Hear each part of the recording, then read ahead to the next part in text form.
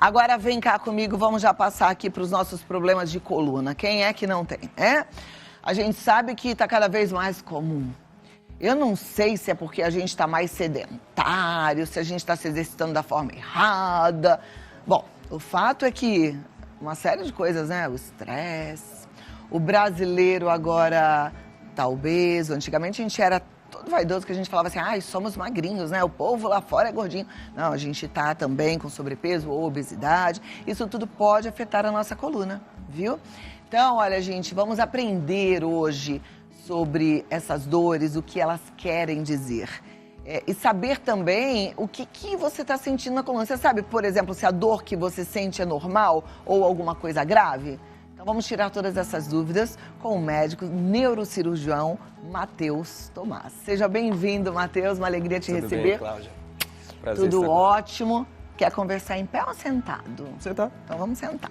Vai. Vou sentar aqui do seu lado para a gente falar sobre as dores. Quer dizer que nem toda dor na coluna é comum, porque a gente está acostumado a ter uma dorzinha na coluna. Isso. Todo mundo tem dor na coluna, isso aí é um fator universal. Quem não teve ainda vai ter, isso é fato, a gente já sabe disso. Mas aquelas dores que têm curta duração, normalmente são dores musculares, são dores que vão passar ali rapidamente em 2, 3 dias e essas dores não preocupam.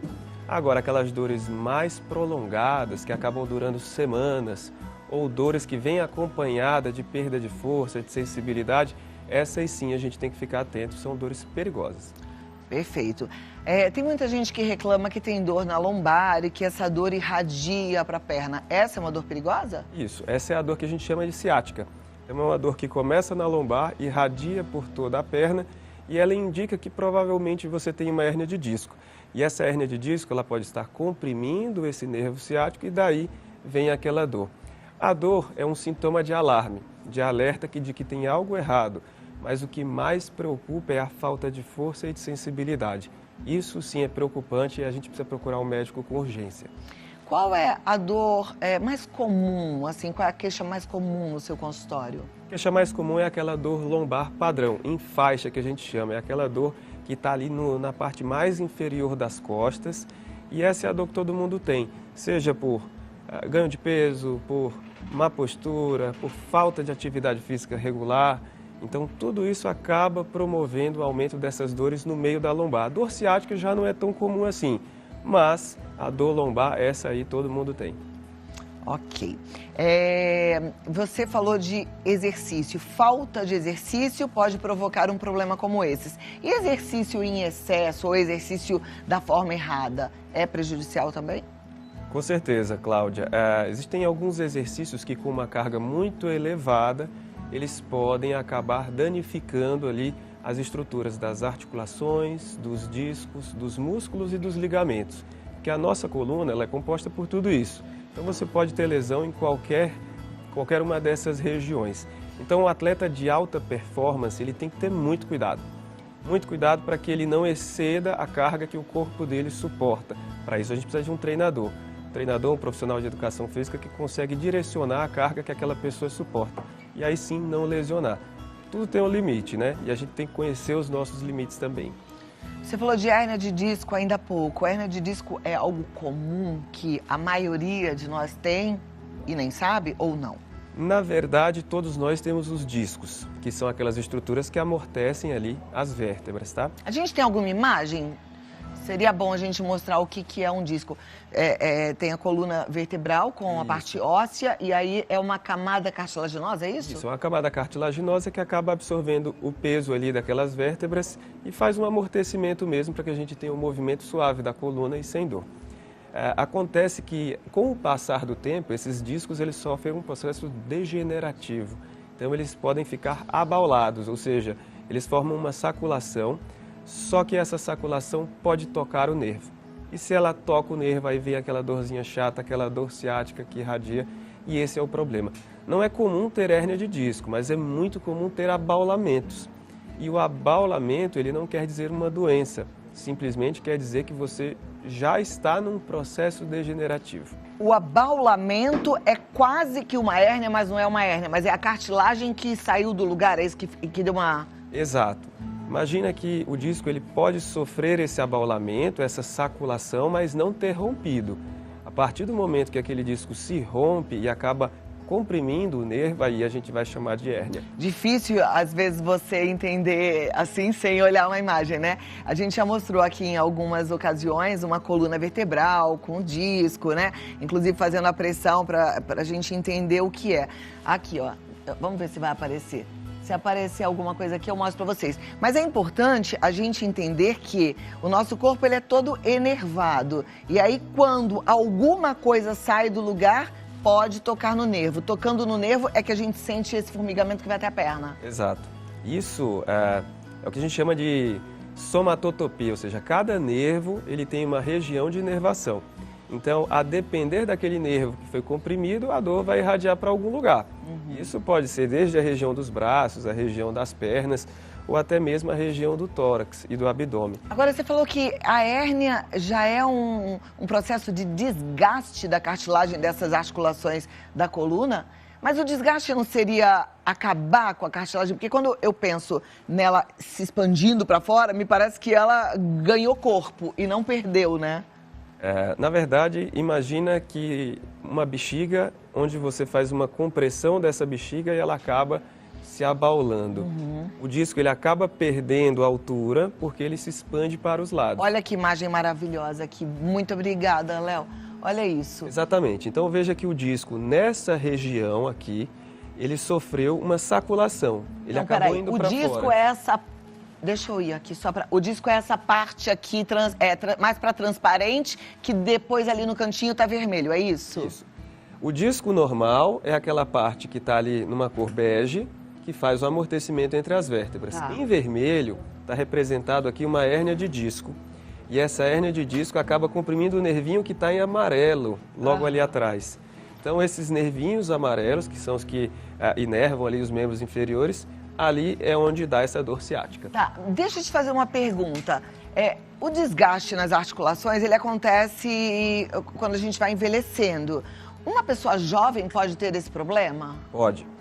Pode, inclusive os fatores genéticos, eles influenciam bastante. Então, se o seu pai, seus avós tiveram problemas de coluna, você pode ter também, então você precisa se cuidar ainda mais cedo. Nunca eu imaginaria que tinha um fator genético nessa história. E é um genético hereditário, né? Porque você está falando de pai, de avô. Gente, que interessante. Isso mesmo.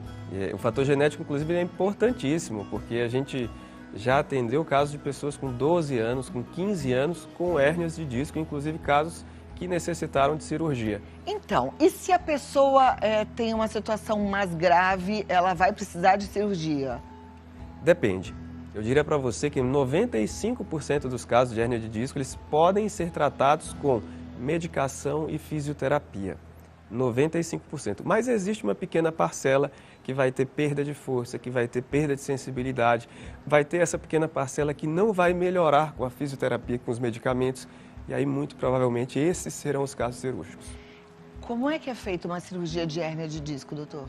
Hoje em dia, o avanço da tecnologia, a gente consegue fazer essa cirurgia através de uma câmera e de um aparelho de vídeo, que é a cirurgia endoscópica para as hérnias de disco. Então, com um cortinho pequeno, às vezes menor do que 1 centímetro, a gente consegue ir lá e tira essa partezinha que está em vermelho, viu, Cláudia? O que você precisa tirar é só a partezinha que está em vermelho. O restante do disco que está normal, você mantém lá, não precisa tirar. Até porque você precisa ter algum amortecimento. Perfeito. Existe casos de um desgaste total do disco e eu não sei se já existe isso, colocar um novo disco, trocar os discos? Existe sim. Existem casos que a degeneração foi tão grave que praticamente a gente tem osso com osso encostando e realmente a gente precisa fazer uma substituição por uma prótese de disco, que é um disco artificial. Um termo leigo, é como se fosse um babalu que você vai colocar lá e vai fazer o amortecimento novamente. Um chiclete daqueles babalu. Olha lá que interessante. Agora, o ideal é a gente cuidar, né? E eu falei de algumas situações que podem ocasionar um problema como esse. É claro que a idade é um fator que provavelmente vai causar um desgaste, mas a obesidade, ela interfere por quê? Olhando uma coluna, a gente não vê gordura nenhuma, não vê corpo nenhum. Por que ela vai interferir aí? Imagina que o paciente que é mais obeso, ele tem um grande peso corpóreo acima aqui da região da lombar. Então, todo esse peso, em suma, ele vai sendo colocado em cima dos discos. Então, quanto maior o peso, mais ele sofre pressão e maior a possibilidade de ele formar um abaulamento ou mesmo uma hérnia de disco. Como é que a gente pode fazer a prevenção para não ter desgaste do disco? Importantíssimo seguir algumas recomendações, principalmente manter o peso adequado, a manutenção da postura adequada, e aí você está na postura perfeita. A gente precisa fortalecer a região do core, então abdômen, musculatura paravertebral, musculatura posterior da coxa. Isso tudo é importantíssimo para você reduzir a sobrecarga que vem para os discos, tá? Tudo isso é muito importante, a gente só não consegue mudar o fator genético, esse não tem jeito por enquanto. Alimentação interfere? Claro que a gente está falando que obesidade interfere, então vamos pensar já numa alimentação saudável para que ninguém fique acima do peso ou obeso. Mas a escolha dos alimentos, pensando nesse cuidado com a cartilagem? Com certeza influencia, não só pela obesidade, tá? Existem alguns alimentos que a gente chama de inflamatórios, tá? Alguns derivados do trigo, alguns derivados de lactose, comidas enlatadas, fast food, frituras, tudo isso ele promove um aumento da inflamação no teu corpo inteiro. Então imagina que você tem um abaulamento e aquela região já está dolorida. Se você faz a ingestão desses tipos de alimentos, aquilo pode inflamar ainda mais, gerar mais dor e impedir a tua recuperação. Maravilha. Se você tem alguma dúvida, manda pra gente, tá? No Vida Melhor Oficial. Aliás, se você tem dúvida, se você já tem dor, se você tem um caso e quer uma opinião do Dr. Matheus Tomás, fique super à vontade, porque a gente vai ter esse tempo aqui para tirar todas as dúvidas. Você que está aí participando do programa, estou esperando a sua pergunta. A suplementação é válida? É válida.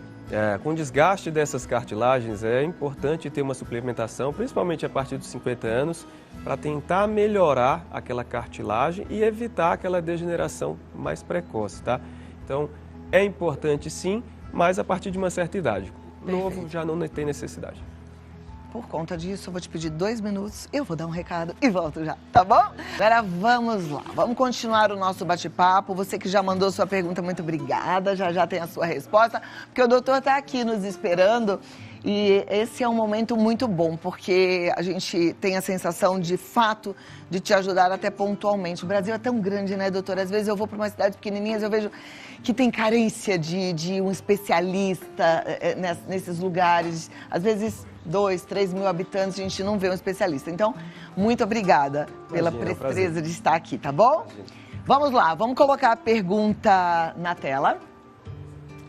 E aí, você que mandou, segura que já vem a sua. Lúcia é a Lu Vaz, lá do Instagram. Minha família, quase todos têm problemas de coluna.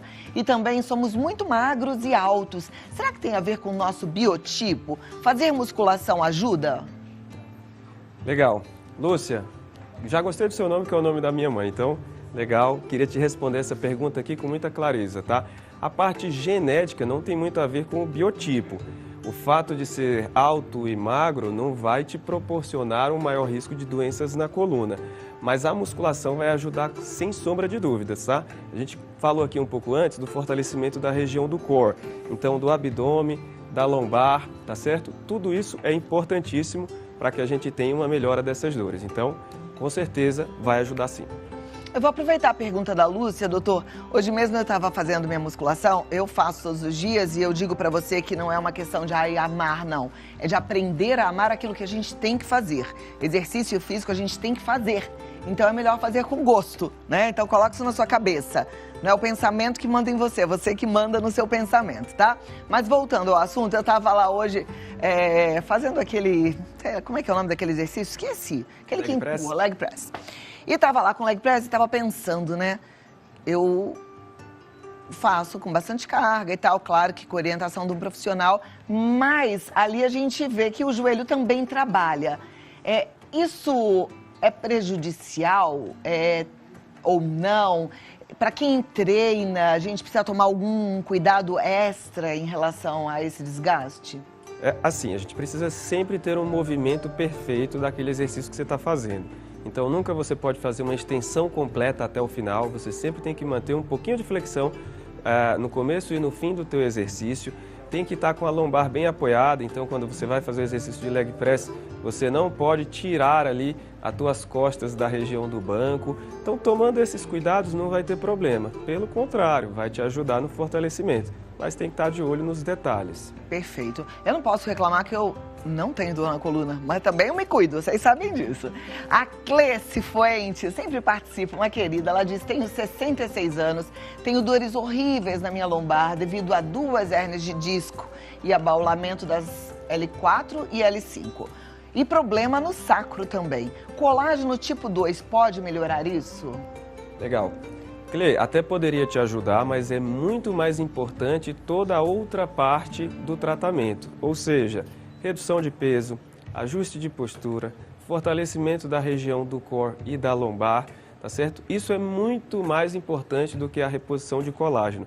Porque entenda, o disco ele já está abaulado, ele já saiu do lugar. Então o colágeno ele não vai conseguir pôr de volta aquilo para o lugar. Então você precisa fazer um tratamento agora de recuperação dos problemas que você já tem. Tá, joia? Perfeito. Bora procurar ajuda, procurar um médico e se cuidar com seriedade, hein, Clê?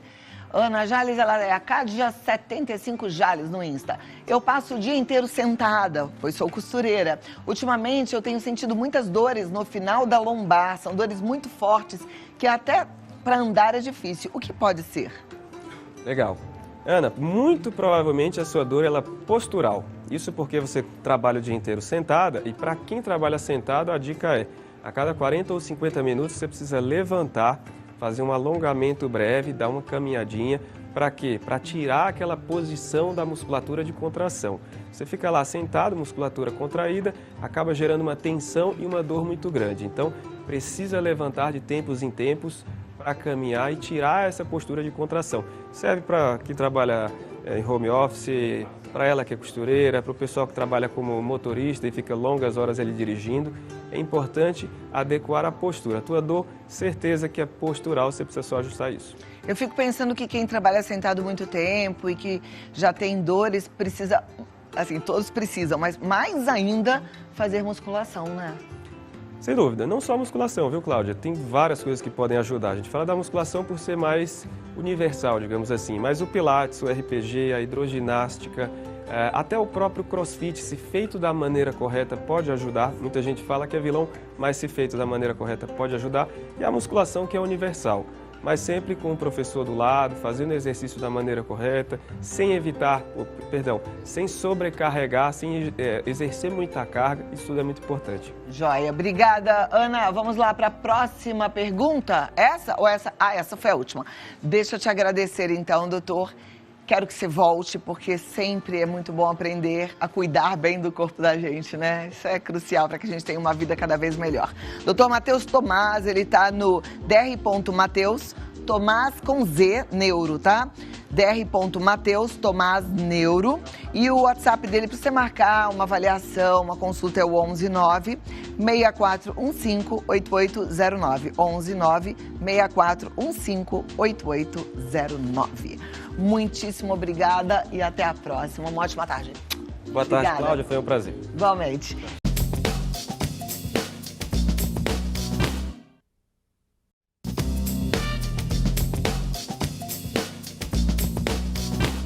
Mas para falar de dores nas costas, eu tenho o prazer de receber o Dr. Matheus Tomás. Ele é neurocirurgião, explica tudo para nós sobre esse tema. Doutor, que alegria te receber aqui de novo. Obrigada por ter vindo. Imagina, Denise, é ótimo estar aqui com você novamente para falar desse tema que não tem fim, né? Não, dor de coluna. Não tem fim. Dor nas costas, doutor. Todo mundo tem dor nas costas. Se não tem, vai ter. Curiosíssimo isso. E é bom falar com o neurocirurgião porque existe muita dúvida. Já conversei com você na entrevista passada, né? Sobre quem procurar e tal. Eu acho muito legal a gente ter as várias visões também sobre isso, né? Quando é que a gente deve se preocupar com a dor nas costas? Porque tem gente que acostuma, a gente acostuma com tudo, né? Com o que é bom é fácil de acostumar, mas incrível que a gente se acostume também a ter dor. Assim, como você mesmo falou, todo mundo ou teve ou vai ter dor nas costas, isso é fisiológico, acaba sendo até normal do ponto de vista biomecânico e a gente tem que se preocupar quando essa dor, ela superar algumas semanas, a gente fala na marca ali de 4 a 6 semanas, isso já seria uma dor crônica. Então, se ela é crônica, a gente tem que já se preocupar com ela. ou se ela vier acompanhada de alguns sinais neurológicos, tá? Principalmente perda de força ou perda de sensibilidade em alguma região. Pode ser nos braços, nos pés ou até na região do tronco. Se houver perda de força ou sensibilidade, essa é a hora de procurar um médico. Você sabe que da nossa última entrevista para cá, eu recebi algumas perguntas nesse sentido. Denise, quando o doutor fala de perda de sensibilidade, perda de movimentos, é algo que foi agravando daquela dorzinha que a gente tentou com o remedinho que tem em casa? Ou ela pode ser da primeira vez já essa? Denise, pode ser súbita, sim, tá? Algumas vezes ela acontece progressivamente, aliás, as doenças degenerativas, na maioria delas é assim mesmo. A pessoa começa com uma dor pequena, essa dor vai se agravando ao longo do tempo e aí, em um dado momento, ela passa realmente a ter uma compressão de algum nervo ou da própria medula e aí, nesse ponto, há uma perda de força ou de sensibilidade. Porém, existem casos de hérnias de disco, no caso agudas, ou de fraturas ou de escorregamentos, onde esses sintomas vêm de uma maneira súbita, uma maneira repentina. E a pessoa pode sim perder força e sensibilidade de uma maneira assim, de uma hora para outra, como a gente fala, né? Tá. E por uma queda, um trauma, pode acontecer? Pode acontecer, com certeza. Principalmente traumas de alta energia. Por exemplo, um acidente de carro, uma queda de uma altura superior a 1,5 m ou 2 metros. Isso tudo são traumas de alta energia. Esses traumas eles têm maior risco de fraturas, escorregamentos, hérnias de disco, traumáticas. Então, vamos ficar de olho com isso tudo. Eu não sei o que eu assisti, que agora aparece para mim um monte de vídeo no Instagram. Você vai rolando lá os Reels e tal. Não sei o que desencadeou isso, que aparece para mim toda hora. Esses acidentes, assim, de traumas na coluna. Talvez por alguma pesquisa que eu tenha feito, ou pelas pessoas que eu sigo também, os médicos, não sei. Então, às vezes você está numa boa, vivendo sua vida normal, foi fazer uma brincadeira na piscina, muito comum, levanta alguém, esse foi o último vídeo que eu assisti, a pessoa pulou do seu ombro e caiu de volta na cabeça. E assim, as pessoas colocam ali para você ver o vídeo em câmera lenta, a pessoa fica totalmente deformada ali, um trauma. A gente nunca sabe o que aconteceu depois, né? Só tem ali um monte de comentário, especulação. Mas coisas que parecem ser muito graves. Na academia, levantamento de peso. Tava tudo bem, a pessoa podia até ter uma dor ali, mas estava lidando com a situação. Mas os traumas chamam muito a atenção. Esses vídeos eles são chocantes, né? Porque realmente a gente vê ali a pessoa sofrendo uma fratura, uma deformidade de maneira súbita.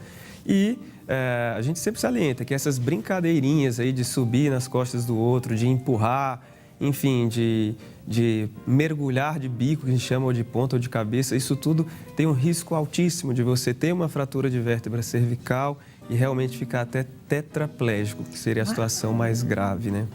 De maneira súbita, inclusive. Então, esse tipo de brincadeira a gente tem que estar atento para nem deixar nossos filhos chegarem nem perto disso e nós mesmos, né? Às vezes a gente também acaba exagerando, uma brincadeira com os colegas. Vamos ficar atento para não fazer isso, porque é grave quando acontece e aí muitas vezes é irreversível. Mas é claro que isso a gente está falando, né, de um trauma, um acidente, um evento que você vai para o hospital. Agora, da dor nas costas que a gente está falando aqui, é do dia a dia, né? Daquela que você está assistindo em casa, está escorregando ali no sofá, porque você vai mudando a posição para a dor e se acomodando e você tentando encontrar uma solução. Quando é que a gente busca um especialista? Quando é que a gente precisa ir ao médico para ver aquela dor que não resolve mais com remedinho ou você já está cansado de fazer uso indiscriminado de remédio, que é o certo, é buscar auxílio médico, né? Sim. Essas dores crônicas que demoram aí mais do que 4 a 6 semanas, elas têm que ser tratadas e têm que ter a ajuda de um especialista, tá? Então, se está demorando a reverter, você tem que ficar atento e já procurar um médico para te auxiliar. E assim, muitas vezes essas dores são por conta de alterações de postura. Então, se você senta no sofá de uma maneira inadequada, se você dorme de uma maneira inadequada, na posição errada, ou dirige na posição também inadequada, isso tudo vai trazer dores no seu dia a dia. Agora, se essas dores persistem, isso tem que ser avaliado, tem que ser investigado por um médico especialista na área, porque você já pode ter alguma doença ali, uma hérnia de disco, por exemplo, que é tão comum, ou mesmo os bicos de papagaio tão famosos. Isso pode acontecer de uma maneira progressiva e essas dores aí vão se tornando recorrentes. Vai ao médico, então foi numa consulta, o doutor Matheus, e preciso dar meu relato. Eu vou contar para você quando é que começaram essas minhas dores, onde elas estão localizadas, qual a característica delas, se elas mudaram ao longo, né, se a dor mudou ao longo dos anos ou não. E você já vai ter aí uma hipótese ou até um diagnóstico. Faz exame. Precisa fazer a ressonância, que às vezes Miss Denise, até pelo convênio é difícil marcar a ressonância. Tem que fazer, é mandatório? Nem sempre. Muitas vezes a gente consegue, só pela história ali, exame físico, entender o que você tem. E às vezes a gente dá até um diagnóstico de que é uma dor postural. Então, por exemplo, eu só tenho dor quando eu estou trabalhando, mas eu trabalho o dia inteiro sentada, no fim do dia eu estou com muita dor. Então, provavelmente é uma dor postural, porque a pessoa não tira pausas ali nesses momentos onde ela fica o dia inteiro sentada. O certo é tirar pausas, fazer um alongamento breve para quebrar essas contraturas musculares. Então, às vezes o diagnóstico é mais simples do que parece. E isso é a maioria dos casos. Uma minoria aí vai ter irradiação para a perna, ou irradiação para o braço, ou perda de força, ou perda de sensibilidade. Nesses casos, é legal ter um exame de imagem e a ressonância é sim o padrão ouro, é o melhor exame para a gente diagnosticar todos esses tipos de lesões da coluna. Então, perda de sensibilidade, precisa fazer exame. É um dos indicativos. Um dos indicativos para pedir. Legal. Já te pergunto do ciático, tá? Perfeito. Perguntinha do público, vamos colocar na tela, por favor? As perguntas chegam através do WhatsApp, mande a sua também. Marta de Vitória, Espírito Santo. Travei a lombar pegando peso. Tomei remédio, mas ainda sinto dores.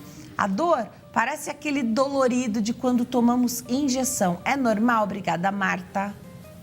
Marta, muito boa a tua pergunta, até porque isso é muito frequente, né? Acabar gerando dores na lombar após pegar peso, ou fazer uma faxina, ou segurar um bebê no colo, enfim, ou pegar compras pesadas, enfim. Então, o que acontece? Provavelmente esse peso gerou uma contratura muscular. Essa contratura muscular gera um processo inflamatório nesse músculo e fica uma área dolorida, tá? Isso pode durar vários dias. Então, o mais recomendado é você fazer um repouso, compressas quentes. Pode ser necessário o uso de alguns anti-inflamatórios e analgésicos por alguns dias, tá certo? E manter um repouso relativo. Esse repouso, ele não é para superar 3 dias, tá certo? O repouso prolongado acaba piorando as dores. Então, nas crises, a gente faz um repouso, mas ele tem que ser limitado ali até 72 horas para ter um benefício. E não precisa ficar de cama, você falou repouso relativo, né? Exato. O repouso relativo é aquele repouso que você pode caminhar, você vai fazer as suas atividades do dia a dia, mas você vai evitar qualquer tipo de peso, vai evitar tarefas de casa como lavar a louça, passar o pano, enfim. Que maravilha. Essas coisas aí, elas vão acabar piorando aquela tua contratura muscular e gerando mais dor. Então, é um repouso relativo. Tá, legal. Tem mais perguntinha do público? Vamos colocar na tela, por favor. Marcos de Taboão da Serra, 94. Fiz uma cirurgia L4, L5, hérnia de disco, agora tenho um câncer, será? Isso. No mesmo local, descoberto há 2 meses. Pode haver ligação entre um fato e outro, doutor? Obrigada, Marcos. Marcos, a verdade é que pode sim. Quando a gente sofre um processo cirúrgico, aqueles tecidos eles vão apresentar uma cicatrização. E essa cicatrização não é exatamente o mesmo tecido que a gente tinha antes. É um tecido, é uma matriz que ela tem uma característica diferente do tecido anterior. E esse tecido, ele pode sim se diferenciar numa célula cancerígena? Pode.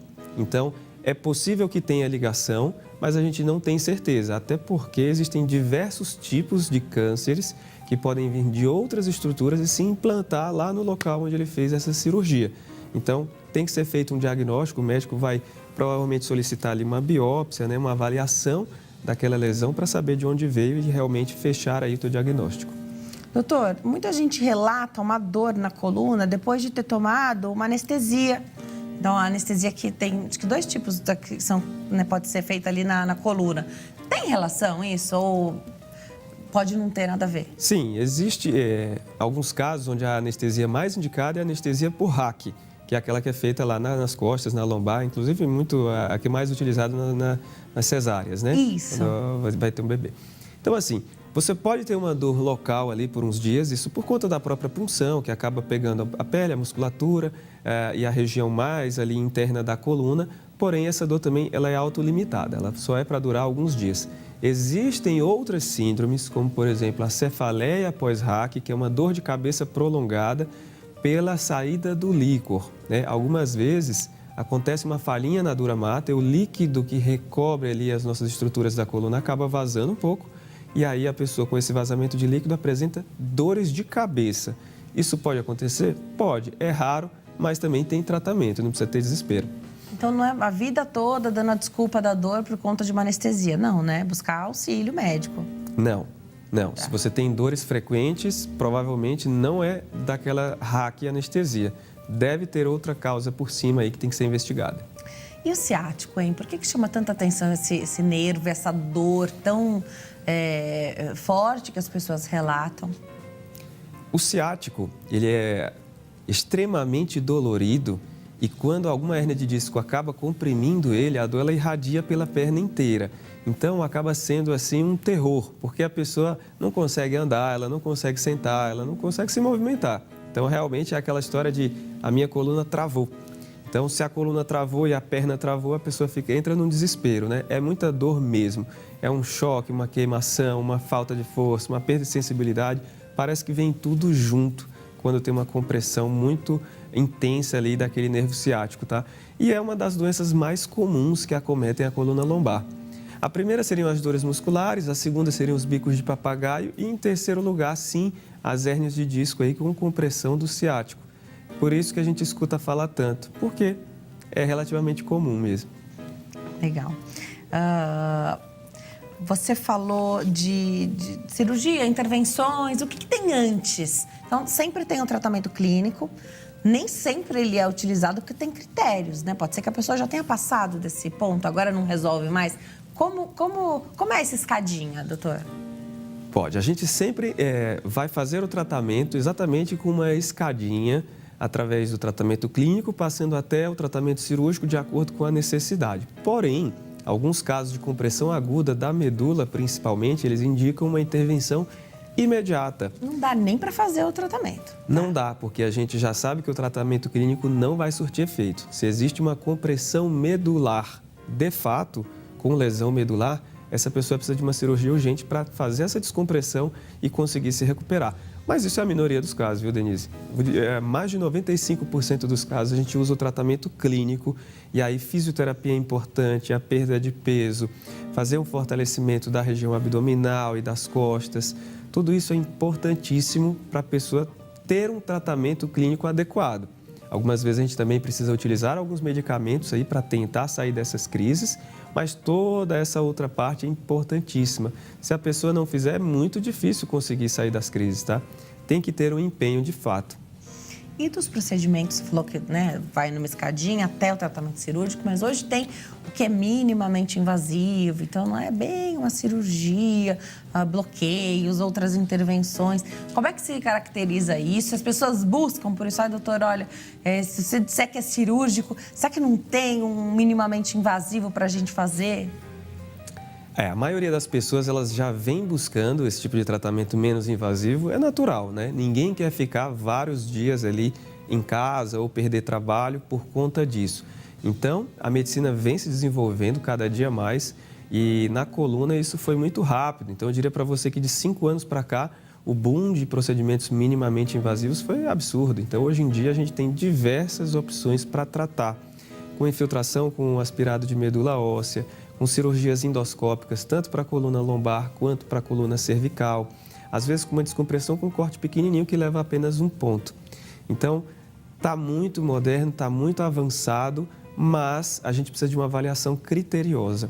Não é qualquer caso que vai ser possível realizar o minimamente invasivo.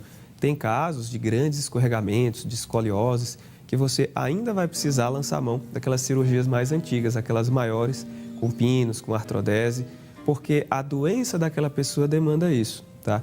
Então, a avaliação médica é fundamental para a gente conseguir diferenciar quem vai precisar do tratamento minimamente invasivo, quem vai precisar daquele tratamento que é um pouco mais agressivo, mas a nossa indicação ela se baseia em cada doença, em cada paciente. Então, a gente quer sempre o melhor e a gente vai diferenciar de acordo com isso.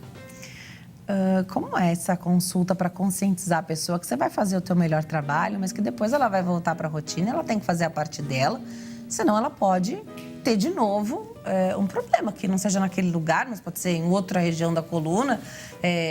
Parece que a cirurgia tem vários perfis de pacientes, né? Mas tem um que diz assim, doutor, resolve, por favor.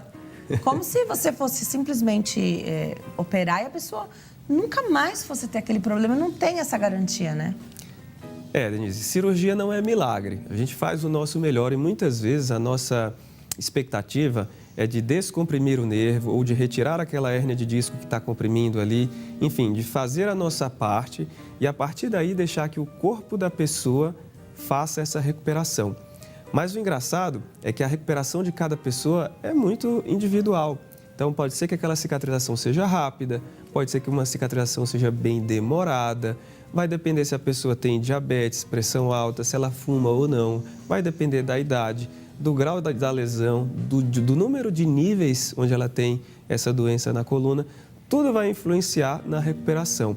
E o empenho dela, tanto no pré quanto no pós-operatório, é fundamental. Aquela pessoa que segue, arrisca o que a gente fala, ela se recupera muito mais rápido. Enquanto aquela pessoa que já não quer fazer nenhum tipo de exercício, não quer fazer a fisioterapia no pós-operatório, enfim, se ela está esperando por um milagre, onde a cirurgia vai lá, retira todas as dores e acabou por aí, isso não é verdadeiro e isso não vai acontecer. Provavelmente ela vai voltar com dores em algum momento. Não dá para viver de cirurgia, fazendo cirurgia na coluna na sua própria, né? O doutor vive disso, mas cada coluna é de um que ele opera, né? Não dá pra gente viver fazendo cirurgia na coluna para resolver os problemas que a gente tem, né? Agora, você falou da fisioterapia. Depois de quanto tempo de cirurgia você libera para começar a fisioterapia? Porque eu tenho um pouco de medo da demora, do paciente não entender, da pessoa não entender quando é que ela tinha que começar. Porque depois que a gente opera, a gente fica mais, peraí, deixa eu me poupar um pouquinho. Mas a fisioterapia é um grande aliado, né? Sem dúvida. Na primeira semana, a gente já libera para fazer alguns alongamentos e a partir da segunda semana, que a gente retira os pontos, esse é o momento ideal para fazer uma fisioterapia. E a fisioterapia, ela não é igual para todos os tipos de pacientes, né? Existe a fisioterapia analgésica, aquela onde a pessoa ainda está com muita dor, onde ela está com baixa mobilidade. E existe a fisioterapia motora mesmo, de fazer a pessoa conseguir recuperar todos os movimentos e a postura que ela tinha antes ali de fazer o procedimento cirúrgico, tá?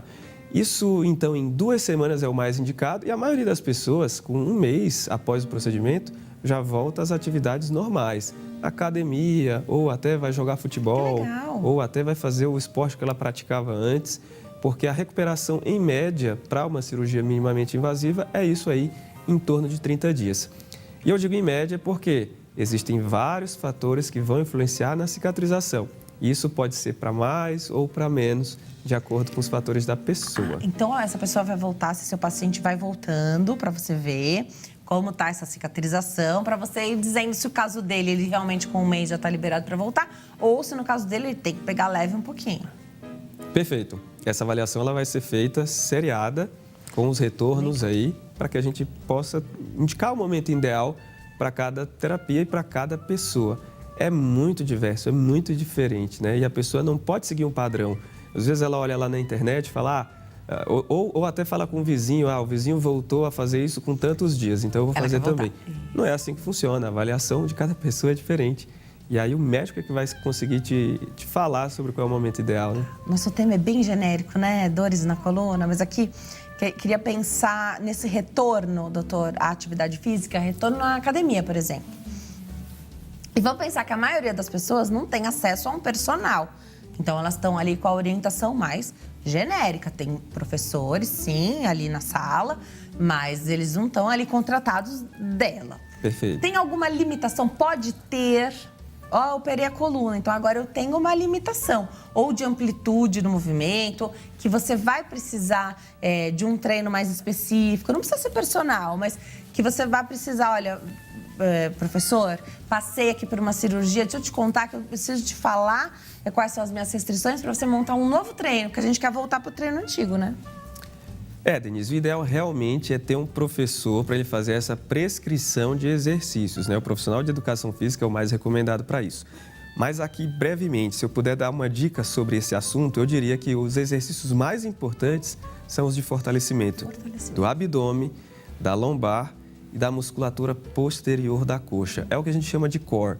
Esse core, esse núcleo, esse centro, é ele que vai proteger a nossa coluna. Então, esse fortalecimento é o mais importante. E se eu pudesse dar uma dica sobre o que evitar, seriam os exercícios que vão com barra nas costas, como, por exemplo, o agachamento com uma barra.